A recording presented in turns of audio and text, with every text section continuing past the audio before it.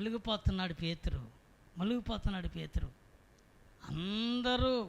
అందరూ శిష్యులందరూ కూడా ఏమండి వాళ్ళకి ఈతొచ్చుగా? ఎవరికి వచ్చా? సముద్రం మీద పనిచేసే వాళ్ళకి ఈత రాదండి? ఈత రాదు. నిన్న మొన్న కానీ చెప్పాను, ఎక్కడ లక్ష్మి గారి ఇంటికాడ కానీ చెప్పాను.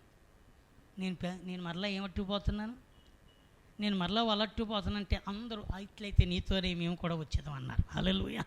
అలాగైతే నీతోనే మేము కూడా ఏం చేద్దాం, వచ్చేదాం అన్నారు. గజేతగాళ్ళు పేతురు మునిగిపోతుంటే అలా చూస్తున్నారు.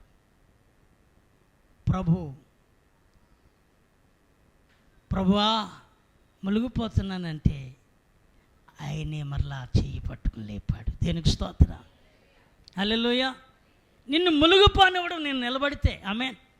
నిన్ను సిగ్గుపడినవ్వడం నేను నిలబడితే, నిన్ను ఒంటరిగా వదిలేయడం నిలబడితే, నీ కార్యాలు ఆగిపోవు నువ్వు నిలబడితే, మన పిల్లలకి పెళ్ళిళ్ళో లేకపోతే మనం అనుకున్నావో ఆగిపోవు నువ్వు నిలబడితే, ఆశ్చర్యకరంగా ఆయనే చేస్తాడు. స్తోత్రం. ఆశ్చర్యకరంగా ఆయనే తీసుకొస్తాడు. ఆశ్చర్యకరంగా ఆయన అద్భుతములు చేస్తాడు. ఆమేన్ చెప్పండి. హల్లెలూయా. నువ్వు నిలబడాలి. ఒకటే చెప్పాలి, నాకు ముహూర్తం కాదు, నాకు ప్రార్థనే. ఆమేన్. ఏం చెప్పాలి?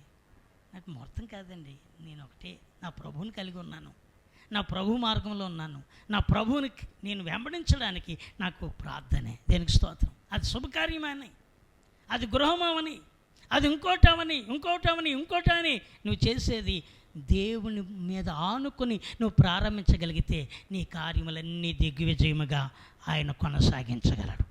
స్తోత్రం. ఆయన ఉన్నతంగా మన మధ్యకు వస్తాడు. ఆయన